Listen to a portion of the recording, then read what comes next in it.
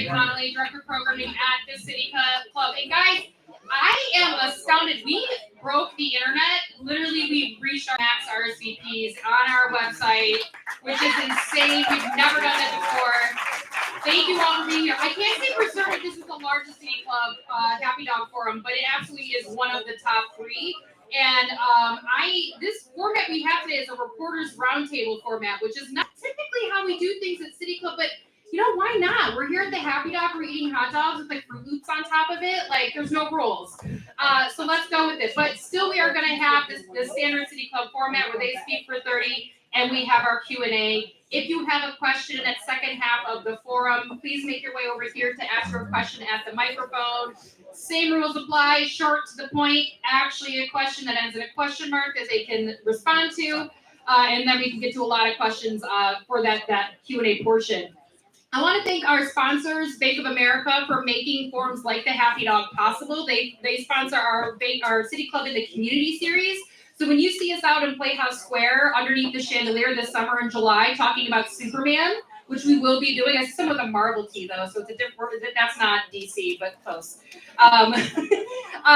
We'll be talking about Superman that first Friday after July 4th. And we have a huge slate, amazing speakers coming this July in Playhouse Square, but also our Happy Dog forums, which is kind of like our winter time, where we come in here in the Happy Dog and have like really awesome conversations. These forums allow us to be more responsive to the community, to really jump on those topics that need to be talked about within within the month, which we can't always do at 1317. But judging off this crowd, maybe this could have been a 1317 Euclid City Club combo. I don't know, but thank you all for being here. A big heads up, we have an amazing forum coming up this Friday. We left tickets open through tomorrow at noon. We are in partnership with the Film Festival. Who's seen a film at the Greater Cleveland or the Cleveland Film Festival? I have. They're amazing.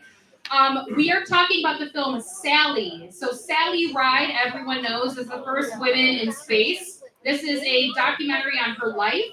And it wasn't known that she was not only the first woman in space, she was the first lesbian in space. And nobody knew that until her obituary. And so we have Amanda Cole from Plexus, who's going to be talking about what that means for the LGBTQ community. We have a rep from the International Women's Air and Space Museum to talk about some of the efforts that are happening with DE&I attacks, particularly around women in STEM, attacks around the LGBTQ community. So it's a conversation about Sally Ride's life and legacy, but also really centered in the moment now and what that means today. So Ken Schneck from Buckeye Flame will be moderating. I hope to see you there. It's going to be a great time. Lunch will be served. And with that said, I'm going to hand this over to our amazing host of the night, not moderator. You are host today, Nick Castell. Well, go for it. A promotion. What do I get? Well, hello and welcome to the City Club of Cleveland, where we are devoted to creating conversations of consequence that help democracy thrive. It is Wednesday, April 2nd. I'm Nick Castell, government reporter at Signal Cleveland, the host for today's Reporters Roundtable Forum. We are at the Happy Dog in Gordon Square in the Detroit Shoreway neighborhood. Yes, let's hear it for the Happy Dog. And we are here for Happy Dog's The Happy Dog Takes on Everything series, where tonight we will take on not everything, but a few things, all related to Cleveland's new political ground. It is 2025, and on your ballots this year, you will see city council races, you will see maybe a mayor's race, and you will be voting in 15 brand new wards here in the city of Cleveland. We'll be talking about all of these things as we, with me to my right is Sam. The hometown. And Abby Marshall, reporter and producer at Ideas for Public Media. So thank you all for being here. I want to, if you'll indulge me, I want to get us in the spirit of this moment. Jesus Christ. I told Sam I would do this, and he brought his book too. I did. This is Checkmate in Cleveland, The Rhetoric of Confrontation During the Stokes Years. It is a classic piece of reportage about an inflection point in Cleveland politics, the fall of Carl Stokes and the rise of Ralph Perk. If that doesn't get you excited, I don't know what does. And I want to read you just a little passage here, just a few sentences. It's darker than I expected in here. Then, as though it had never stopped, the campaign rhetoric was once more heard all over the city. Even with a campaign that initially did not promise much excitement, crowds gathered to hear the candidates. Cleveland was still the campaigningest city in the United States. A young student from Penn State came to study Arnold Pinckney's campaign, and after 2 days of listening to speeches, dancing to polka, listening to a rock band, eating chicken, hot dogs, and drinking beer, sighed, "We don't have this where I come from." And so as you eat your hot dogs and drink your beer and maybe just in your head dance to some polka, we want to talk about Cleveland politics. And Sam, I'm going to start with you here. You and I had a lot of fun 4 years ago covering the 2021 Cleveland mayor's race. An open seat, the first time in years. 7 characters duking it out for possibly the worst job in Cleveland. What's the vibe this year? We're 4 years later. Is the excitement still there? How have things changed? Well, I don't want to alarm you, Nick, or anyone here, but no, I'm not excited for the mayor's race this year, and I don't think there's much excitement in that particular race. We may have a situation, as you alluded to, where there just simply may not be a challenger. The only viable candidate at this point appears to be Council President Blaine Griffin. We can talk about the viability of his campaign. I really don't think there's much there. However, a lot of these council races really are exciting. As you said, there's going to be 15 wards this year, not 17, and probably 2/3 of them are really pretty interesting. And I'm hoping we'll be able to dive into that. But Nick, you are the host of After Jackson. Yeah. Probably the most famous podcast in Cleveland's history. What's your take on that? I think the second most famous podcast, according to Best in Cleveland, Scene Magazine. But my take is not that I remember this.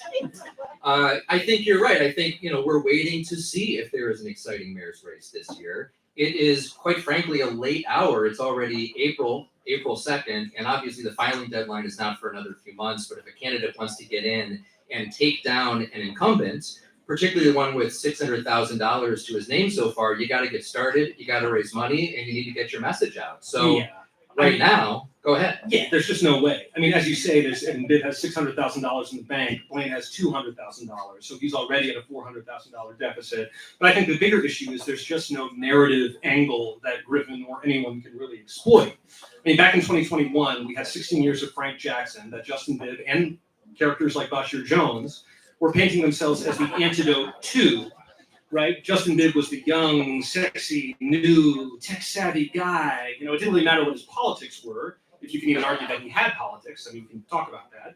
But if he did, they were sort of immaterial. It was all vibes. It was bold, new, dynamic, visionary leadership. That's what he was all about. And even in the election before that, in 2017, Frank Jackson ultimately prevailed, but Jeff Johnson and Zach Reed in that election painted themselves in opposition to Frank Jackson in the downtowns versus the neighborhoods debate. There was a clear dividing line between them.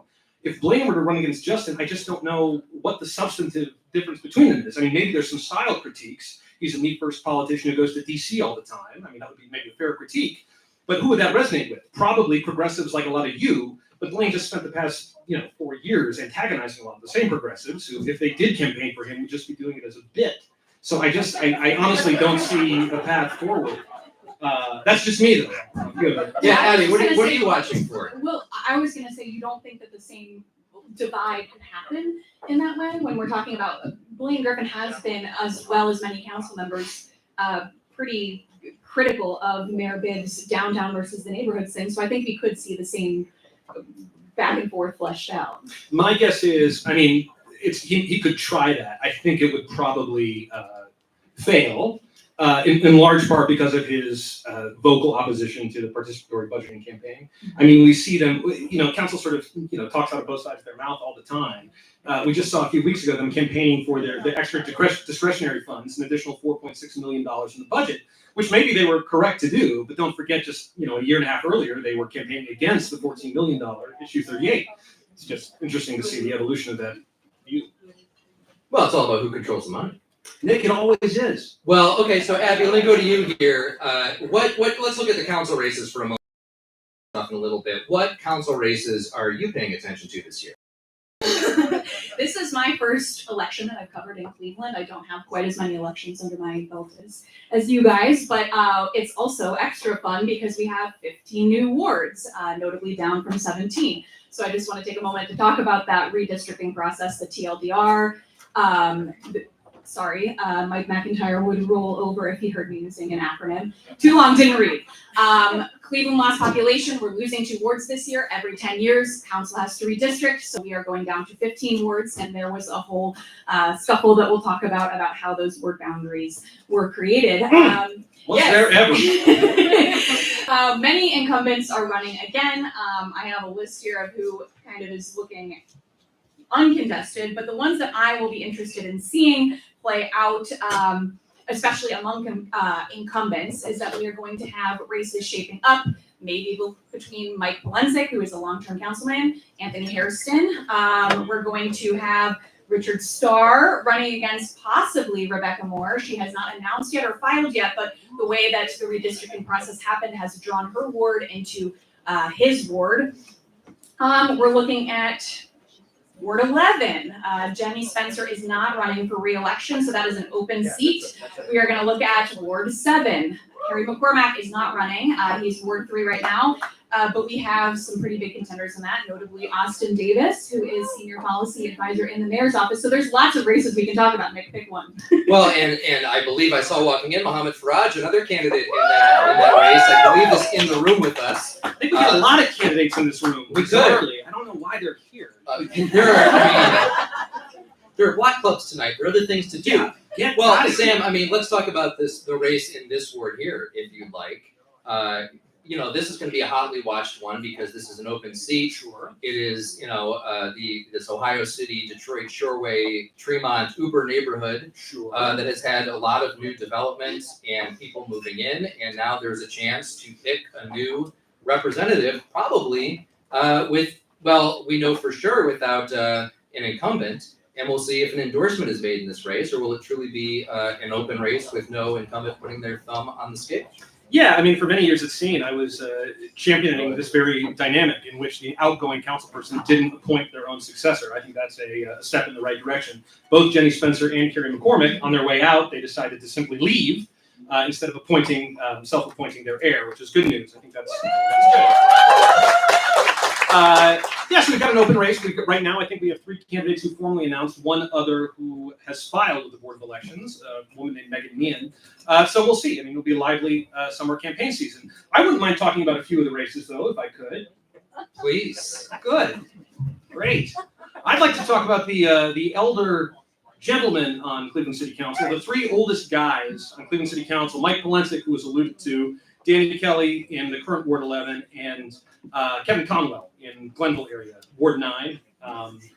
These guys are all real old. Did you look up their ages to know that they were in fact the 3 oldest? The 3 oldest men. I actually don't know how old Gray is. Okay, that's fine. But they're the 3 oldest men for sure. Polensek, he's been representing Collinwood since the Stone Age. I think. Do you even know when he was first on City Council? 79? 1979. 79. Okay, it's funny because whenever we report about Polensek, we always say back in the Kucinich era, or in the 70s. No one can really pin him down when he started. In any case, he's been up there in the northeast side of the city, as we say, since before the internet. And for years, he's been advocating for a unified Collinwood as a ward. And that's something that Blaine Griffin in the redistricting process gave him. However, from the very first moment these maps were revealed, it was understood that Anthony Hairston would be running against Polensek, as Abby alluded to. Now, Hairston was one of 2 sitting council people who were drawn out of their current wards, who would, in effect, have to face another incumbent to retain their seat. The other one, as you said, was Rebecca Moore, a much more perverse and vindictive situation, which we can get into. But Hairston, as I said, they said, the quote from the press conference was that there had been a gentleman, they said they had agreed to a gentleman's match. They would run a gentleman's race or something. They were all gentlemen behind the scenes. Flintlocks at dawn. Yeah, right.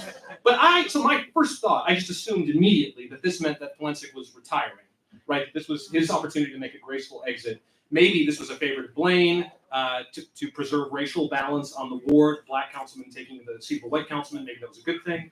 However, Polensek has pulled petitions. He filed to run in the ward.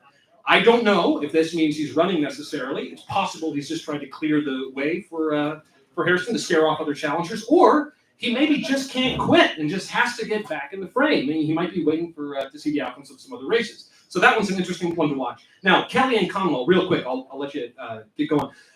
These guys are also in their 60s, and they feel like they're in their 90s. I mean, Kelly is most famous these days for sending e-cards to his full contact list every holiday. You guys probably get them. I certainly get them. And Conwell, meanwhile, is he's most famous for just talking about fatherhood at the most inappropriate moments imaginable. There he is in the committee meetings talking about fatherhood. God bless them. We love these guys. They're like grandpas. In any case, both of them have very young, vibrant, progressive challengers in their respective wards. Tanmay Shah in Ward 12 and Alana Bell in Ward 9. Maybe they're here. And both have been backed by Run for Something, the progressive national political organization. It's interesting. I actually think, I mean, Kelly might be a little bit more vulnerable just because he's not a known quantity in the ward. He was appointed a couple of years ago, known in labor circles, but not like a grassroots neighborhood guy. Conwell, however, is enormously popular out in Glenville, and I'm really interested to see how Alana Bell strategizes over the summer campaign season. I'm assuming both will have an army of progressive foot soldiers in the wards. So, well, as Conwell said to me not too long ago, I can't wait. He reminded me that he wins his elections with 80% of the vote every time. Every time. I mean, so he is a formidable force. And the most. In fact, this can't be overstated. I mean, incumbents win at a clip that's embarrassing. I mean, they're all landslides, but Conwell does 81, 82% against whoever it is. It's absurd. I don't know what sway he has over the voters there, but it's crazy. Well, as he'll tell you himself, he's out there. He talks playing drums all drums the time, and is actually a drummer as well. Oh, I know. I know. I see him all the time. Yeah, incredible headwear too. He does. That's well, Abby. Let's go back over to you. I mean, there are a few races that you have followed closely, and you've also followed the story of Joe Jones quite closely. And as folks may certainly be aware, Joe faced complaints largely from city council staff who said that he behaved inappropriately and mistreated them, particularly one staffer in particular by yelling, parading, and pounding the table. Now, he has apologized for these things, and an investigation performed by council through an outside firm found that it was likely that he did violate council's policies. Now, Abby, you had a great scoop this year. You put in a records request for council's group chat, where you discovered that they were texting about their war plans. What did they, that was a joke, but they were texting. What did they say? So Nick, first of all, I also want to say thank you for your scoop in the first place about the Destination Cleveland complaint, which is kind of what prompted this. Yes, the text from Anthony Hairston was Destination Cleveland will never get support from me again, to which Richard Starr replied with several 100 emojis. Fallout ensued. But yes, it appeared that Hairston and Starr intended to retaliate against Jones's accusers, which was not taken kindly by Councilmember Rebecca Moore, which is why I think that a toss-up between Starr and Moore, both conversations that I had with them, they seemed to, Hairston and Starr said that they were upset that Moore seemingly leaked the text to me. It was not, it was a public records request. Any of you can file public records requests as well. And any text made between council members about city business is in fact public. So that's kind of what that story was. So it'll be interesting how that plays into Joe Jones's chance. He is likely to run in Ward 1 again, but he has several people that are up against him. So who knows? I wrote a story today kind of about this professionalism training that is upcoming this week for council members, kind of that came out of that whole situation. Blaine said that he wanted to address the culture of City Hall. So now all council members and staff will undergo that training at a cost of about $20,000 this year to taxpayers. Now, Joe Jones may face a challenger in State Representative Juanita Brent. What? Rumored, as noted by Axios recently, I think. That hasn't been reported, I don't think. It was in your newsletter. I read it this morning. But rumors and speculation. Rumors and speculation has not yet been confirmed. Certainly, though, we're all waiting to see if that is in fact the case. That will be a very closely watched race. So. And Abby, looking at the Ward 5 race for a second, like you said, you could possibly see Richard Starr versus Rebecca Moore. Richard Starr, well known in the central neighborhood. He came up in the neighborhood through the Boys and Girls Club. I remember going out with him, just walking around the ward with him one day. In a senior building, we walked across to the Boys and Girls Club. Everyone knows him. He knows everyone. He has a lot of connections and roots there. The ward is also a little different than it used to be. It reaches further into downtown. You have a new crop of voters there. Rebecca would be running largely in a ward that she had not represented before. What do you make of that political dynamic? Well, as we know, her ward was split into 6 pieces. So there's several places where she can run, but if she runs in her home ward, she will be up against Richard Starr. And I think that is some of the maybe hesitancy there, is that voters are women. Rebecca was drawn out of her ward, so it's a toss-up of if she'll, elected again. And Jenny Spencer, as we know, is stepping down. So I will be interested to see the gender breakdown of council upcoming as well. 2021 was an important year, Nick, for one reason in particular, which is that at that point, there suddenly were more women on city council than there were Kevins. So that was a big moment for us. How do I follow that? I don't know. It's a great factoid. Well, let's turn our attention maybe back to the mayor's race, if there is one, for a moment. It's 7:51, which means in a few moments we'll be turning over to your questions. So join us in this conversation, and we invite you now to think about those questions. But Blaine Griffin circulated a poll. He had one in the field asking a number of questions. Yeah. One of them was, how would Clevelanders vote given the choice between him, Justin Bibb, and Nina Turner? Sam, you've discussed Blaine's chances, but what do you think about Justin Bibb's? What are his vulnerabilities? It's 4 years later, he's been mayor. 4 years ago, he had no record. He was an unknown, and he could run essentially against Frank Jackson, even if Jackson was not on the ballot. Now he is the man to defend himself. What vulnerabilities do you think he has? I don't see a lot of vulnerabilities. I mean, there are critiques of him, certainly, but I think he's a very savvy operator in office, and it would be hard to first of all, he has governed in a period of extreme abundance from Washington. So both from the American Rescue Plan Act and from a charitable Biden administration. So millions of dollars have just been flowing, which has given him the opportunity to spend a lot of money on big, flashy infrastructure projects, invest in public safety, and not make a ton of mistakes fiscally. So I don't think you can kind of poke holes in him there. He also has a ton of money in his war chest, which makes, he starts off at second or third base when he runs the campaign. I do think there are all sorts of critiques you can level at him personally. I mean, I certainly have many of them, but we got time. I don't know if now is the time, but I just don't see them as weaknesses as a candidate. In fact, you could argue all sorts of things. But you wrote the story on that poll, Nick. Why don't you dive into that a little bit? Well, this poll asked a number of questions. I was actually surprised, for as much as the headline for the poll is certainly that Blaine was asking, would you like me as your mayor? Right. But that was only one question, and the question asked, it was a 3-way matchup, him versus Nina versus Bibb. I was honestly surprised that it did not pull head-to-head matchups between him and Bibb. I thought you'd get more data and better data if you asked the question different ways.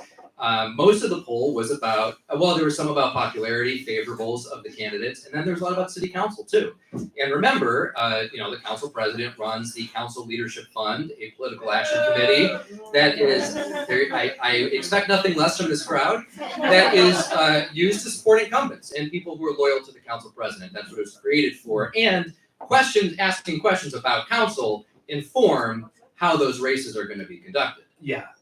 Just if I can interject quickly, if this doesn't come up in the Q&A, I do think one of the important themes of this election is the emergence of a Better Cleveland for All as a financial counterweight to the Council Leadership Fund. I mean, I do think, as many of you know, Council doubled the campaign contribution limit last year so that PACs can contribute $6,000 per candidate, which is entirely so that the Council Leadership Fund can just, roll over these challengers. But now Better Cleveland for All has, it's not a ton of money, but maybe $25,000 or $30,000. So about 20, which is, it pales in comparison to what the leadership fund It does, but if you can give $6,000 to 4 or 5 candidates in pivotal wards going up against a favored incumbent, that makes an enormous difference. I think it's a non-negligible point this year. Abby, what was your take on the poll? I think that, like you said, the big takeaway is that it's a pulse test. I would be interested what you guys think about a chance of, because right now Blaine Griffin is filed in Ward 6 right now. There's no one else filed there. Is there a world in which he runs up against Bibb and then loses it all? Yeah, I mean, that's And we what have Kevin to be Kelly president. did. Well, yes. It's well, and that's why. Who's angling for council president then of the incumbents? Oh, I mean, if that were to happen, I'd be watching Anthony Hairston as one person, and we'd see who else might want to throw their hat in the ring. But I think that's also very hypothetical right now, and I think it's a lot to get. So Blaine only has one term as council president under his belt. It's a lot to give up that perch to run for mayor when the outcome seems extremely unlikely.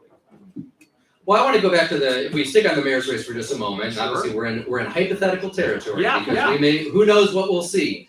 But looking back at Mayor Bibb and his potential vulnerabilities, I mean, a few things that I see. One is he campaigned on issue 24 4 years ago, which was, the major police reform that granted the police commission broad new powers. We have not really seen the police commission exercise those powers. There's been a lot of turbulence. There's been turnover.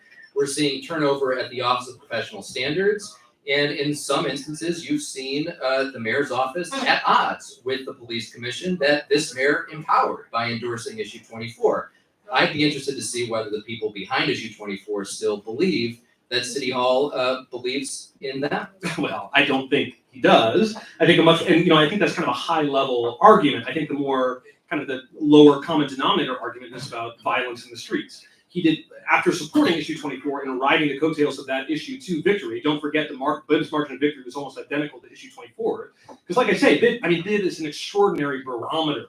He's very good at lifting his finger to the wind to see which way the political winds are blowing and basically adopting those positions. He's smart. As I say, he's very, very smart. But right after he was elected, he became this ardently pro-police mayor. He says up and down public safety is the most important issue to him.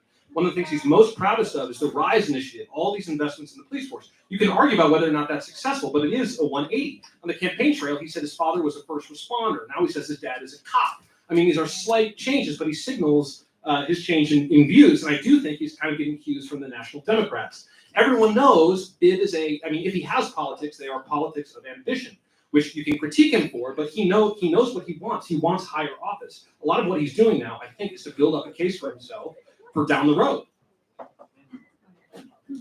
I'll stop there. You had so much momentum. I just don't want to get too dicey.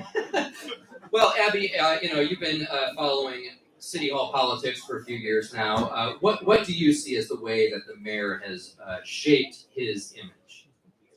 I mean, I think I'm going to be more careful in my words than perhaps Sam has. I don't have this but I do think that the public safety route is a mirror to what we are seeing of what Cleveland residents want, right? When I've done reporting on gun violence, I've gone into the neighborhoods and I've asked people, and resoundingly they say they want more police in their neighborhood. And we hear that from council members. So whether or not it is what he has campaigned on or whether or not it is what progressives want to see, it is what people that are in a lot of these very dangerous situations do want to see. So I do think that is something that he's leaned heavily on, but I think it might be in response to that as well. Well, and yet now we see the police force at probably its lowest staffing level in possibly decades.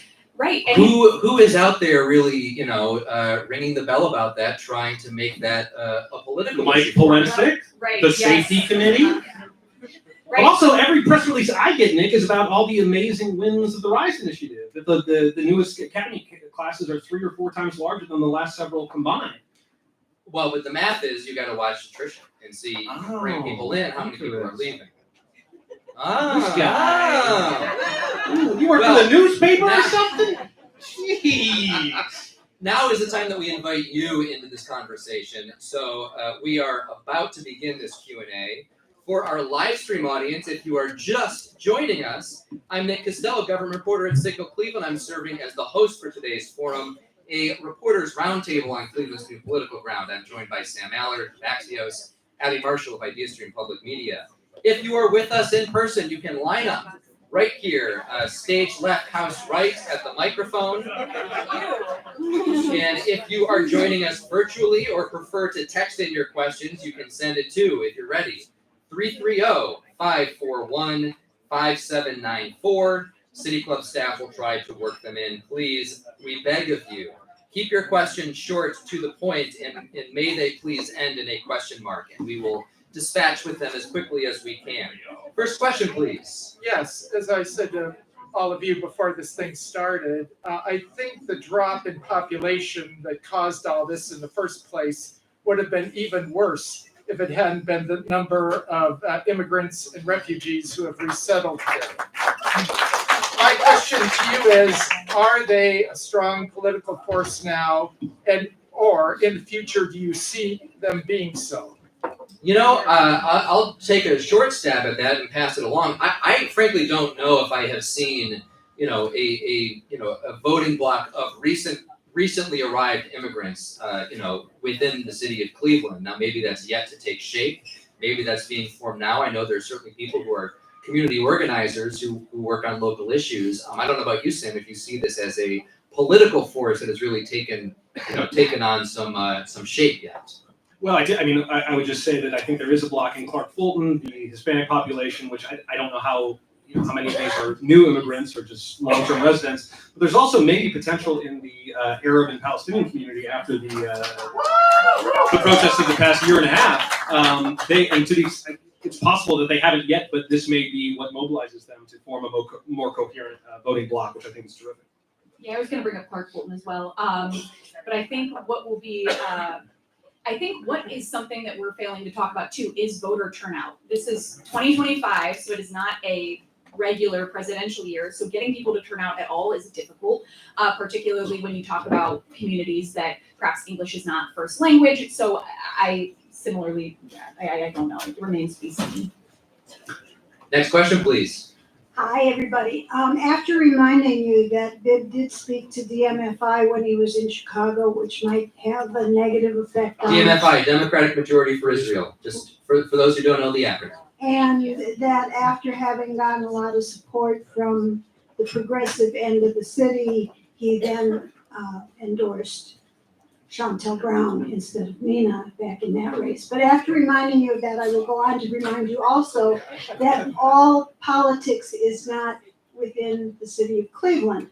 And as a person from East Cleveland, I have felt for the last lot of years that the coverage of East Cleveland has leaned too heavily towards the incumbents who are now indicted. And when I look at the coverage now, two of the organizations represented at this table I've had issues with you regarding what I consider either inaccurate or misleading stuff. So the question is, the question is, how do I get you to actually reflect, if you're going to interview me, how do I get you to say something that represents what I've said instead of twisting it as two of your organizations have, and probably actually all three, but definitely two? Well, do what you're doing right now. Just keep calling us. As you know, I'm always happy to talk with you about East Cleveland and anything else. So are you going to fix that thing that I've been talking to you about for a year? I honestly don't. I may have to be more specific. Next question, please. All right, so the first half of this is going to get me a lot of weird looks, but as a born and raised Pittsburgher who now studies in Cleveland, thank you. Welcome. Thank you. I've seen in my first home new administration cuts to things like public transit, which are cutting public transit, the PRT in Pittsburgh, by up to 47%, especially in the bus lanes. Is that something that can happen to the RTA here in Cleveland? Is that something we should be watching? Well, as I recall, and I don't have all the finances of RTA at my fingertips. I remember that when India Birdsong Terry, the CEO of RTA, did a media event a few weeks ago. I mean, some of the questions were about how are you going to get money from this administration given that, there is now a Republican in charge who may not look favorably upon Cleveland's public transit system. I think we're still waiting to see exactly how Department of Transportation, funding shakes out. Certainly the one thing that's gotten attention is that it appears that the leadership wants to prioritize areas with high marriage and birth rates. What does that mean for a city like Cleveland that is pretty much shrinking? I don't know. I think there's a lot left to be determined about that. Sam, you followed RTA for a long time too. I don't know. Yeah, and that's federal Department of Transportation. State of Ohio, as you may or may not know, has a very low contribution to city transit departments relative to states adjacent to us. So the the RTA relies on a 1% sales tax. Is it 1%? Yeah, So I believe so. 1% sales tax, so it's kind of on all, depending on how much we purchase, we're funding RTA as we go. There was a campaign for a levy a few years back, 7 or 8 years at this point, which was dead in the water. It was one RTA board member who supported it at the time, and there was no political will for it. So it's one of these things. Cuyahoga County is one of the most taxed counties in the country, and so the idea of additional levies, additional taxes, I think really freak people out. But I'm with you, man. More funding for public transit all day. Hell yeah. Thank you very much. Do we have other questions? Do we have, yes, sir. Hey, everybody. Bit of a meta question for you. Can we, there you go. There we go. Eat the mic. Sorry for being tall. So, what happened to Chris Quinn, and why is he such a huge fan of Justin Bibb?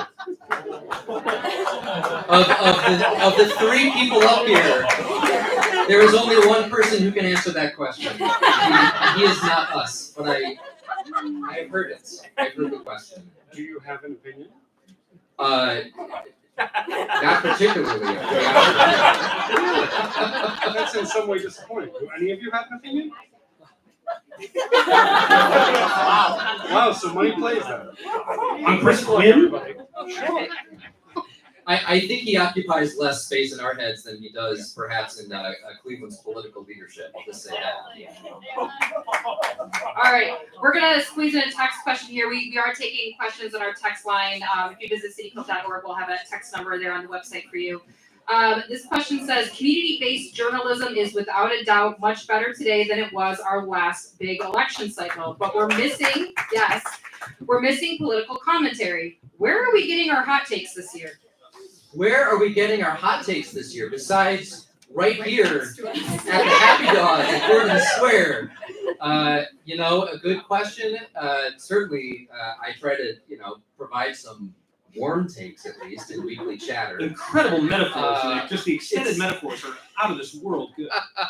I don't know where else we're going to find hot takes this year. Abby. I'm not. X, formerly known as Twitter. I'm not there anymore. I'm still there. Sam's still there. We're still there. Still plugged away. You got to be where the people are, for better or worse. There's still some pretty incredible hot takes on Scene Magazine. Anybody? No? It's free. You just pick it up. That's right. Yes, your question, please.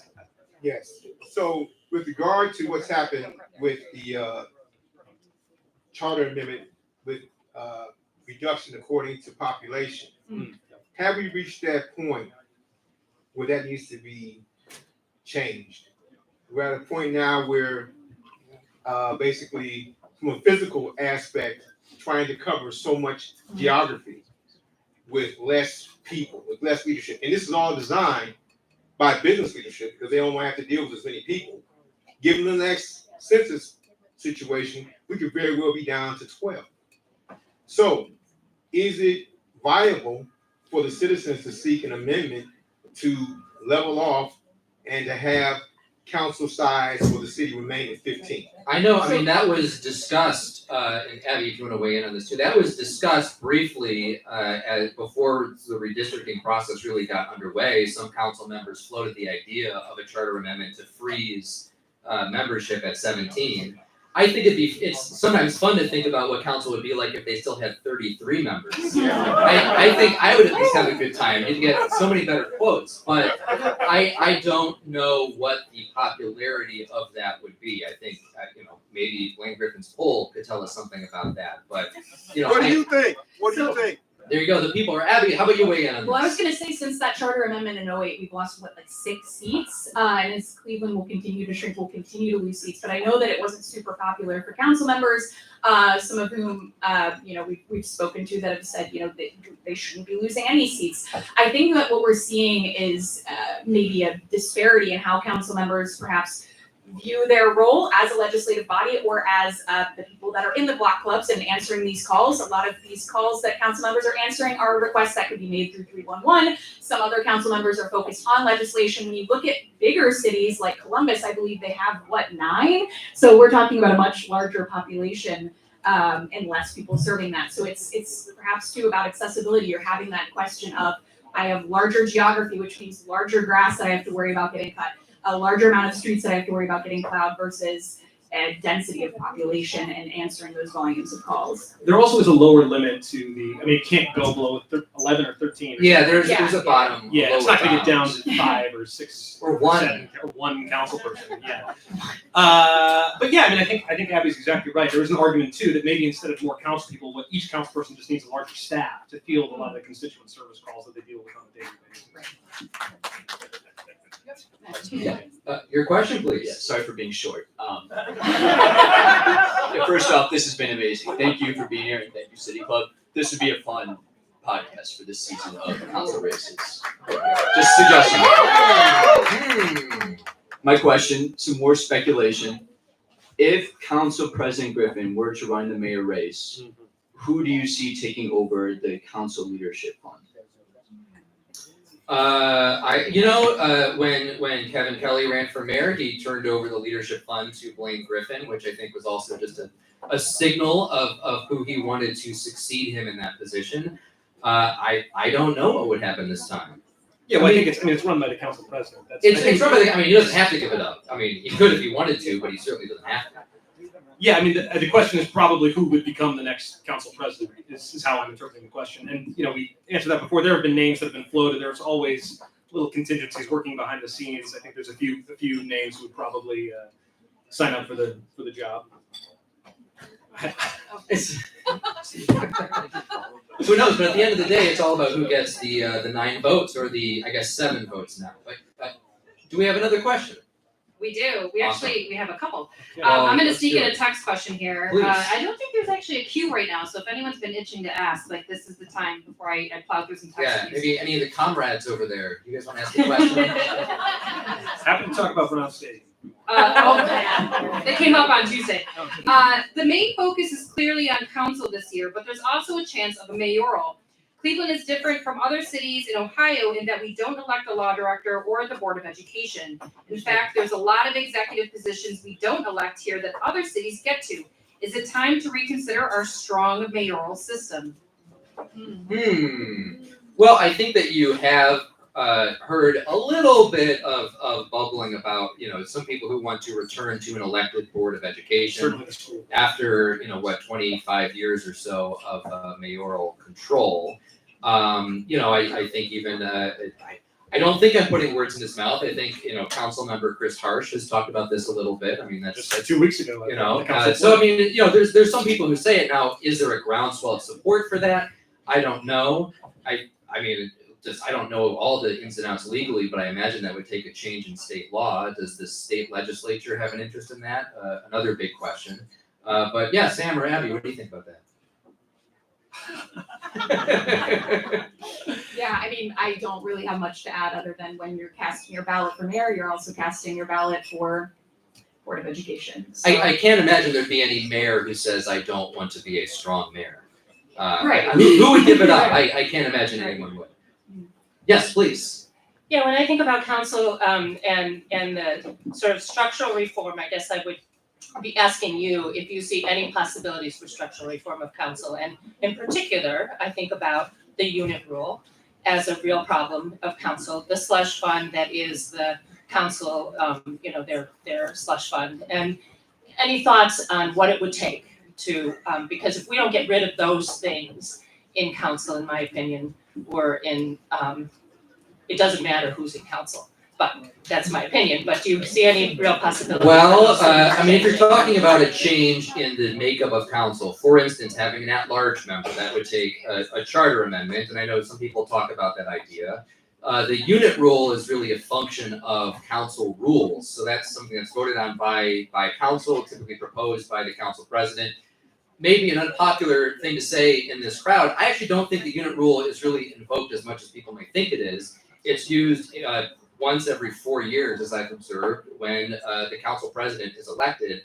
I kind of see it more as a formality because, once you call a caucus to vote on council president, that person already has enough votes to become council president. The unit rule just means that victory is locked in when Monday morning rolls around and they vote on this, officially on the council floor. Sam may have a different opinion. but Well, that's because fine. everyone's a Democrat, unanimity is not going to change anytime soon. It's just not a necessary rule. It was, back in the 60s, I think it was created to marshal your party strength versus the Republicans or vice versa. I do think, though, to the question, there is an opportunity for structural reform, as you say, with some of these more conscientious, younger, progressive candidates.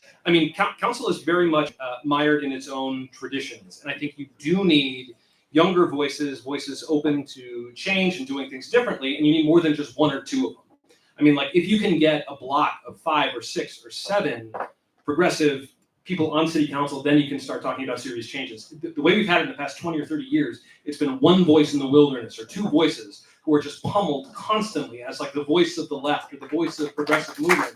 And there's just no way to get anything done in that environment. You're kind of forced to go along to get along, or to pick your spots, pick your battles, because otherwise it's just tough sledding all day, every day. I also think you're gonna have a tough time. You're gonna be hard pressed to find someone that's gonna speak against the pack, because it's one of those things.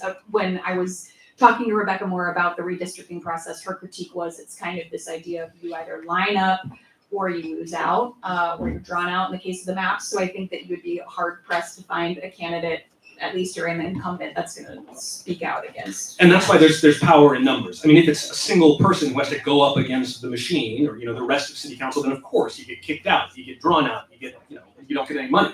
But if there's a block, if there's 6 or 8, it's all of a sudden it becomes a more powerful resistance. Now, the fun fact is that the 2 city council members who defeated incumbents who were backed by the council leadership fund 4 years ago, Rebecca Moore and Richard Starr.